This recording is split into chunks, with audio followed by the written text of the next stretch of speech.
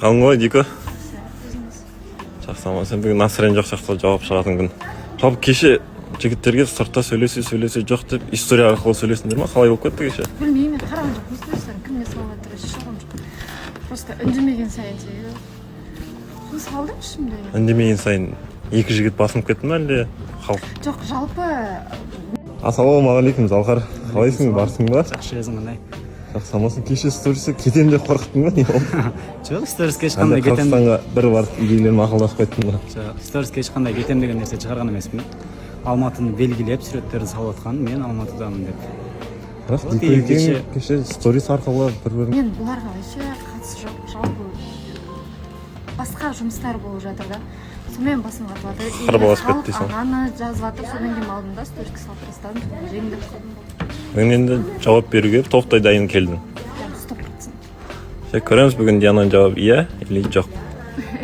Әлде үміткер қабылдаймын. Мүмкін екеуін қалдырып жобадан шығып кететін шығар. Бізге?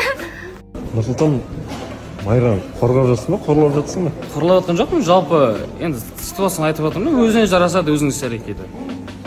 Енді әйел, енді отырып қаламын деп қорқатын шығар. Сен басқа мағынада жеткіздің бе? Жоқ, басқа мағына емес, бұл дәл осы мағына.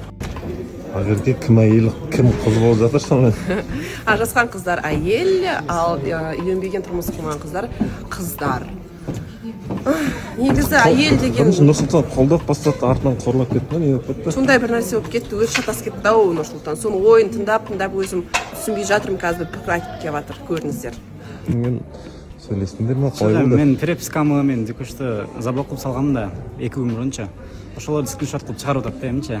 Мен өзім бір шешімді шығарып ананы заблок қылғанмын да негізіше. Сен қандай шешімді шығардың? Эфирде көресіздер ем, бұл жақтан айтып. Екеуінің да шешімін, сенің де шешім көреміз. Бірақ не де болса да, алдындағы айтқан сөзің әлі күшінде ғой, иә? Күшінде ғой. Жоқ десе, жобадан кетуге дайынсың.